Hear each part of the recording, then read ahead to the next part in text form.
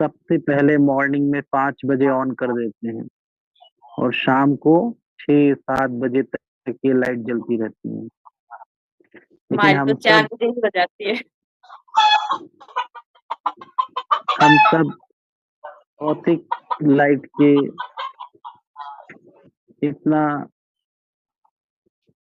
आदी हो गए हैं कि हम उसके ही सहारे रहना चाहते हैं।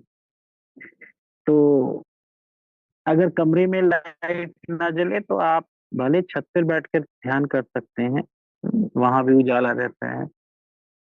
मैं समझता हूँ ये सही रहेगा, क्योंकि ध्यान इतना महत्वपूर्ण होता है कि अगर वो लाइट आपने जला ली, अंदर की लाइट, तो सब सारा संसार आपको प्रकाश में लगेगा।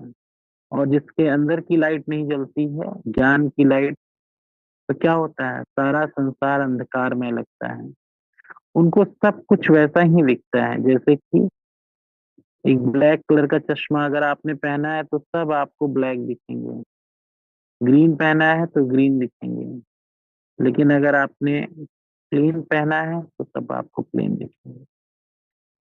ठीक वैसे ही हमारे अंदर के विचार ही हमको ये सहायता करते हैं कि संसार को हम वास्तविक रूप में देख सकें।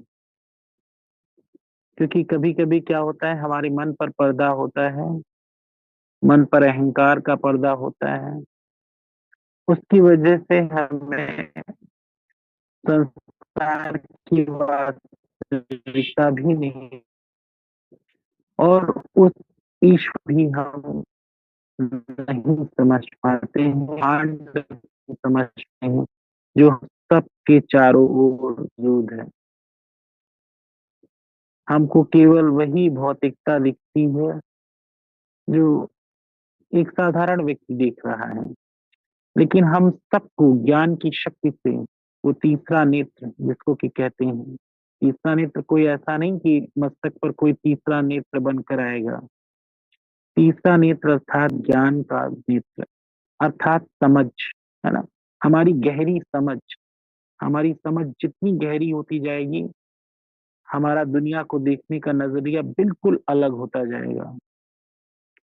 1000 लोग खड़े होंगे, लेकिन आप वो 999 लोगों से बिल्कुल अलग होंगे, क्योंकि आपका देखने का नजरिया बिल्कुल अलग होगा।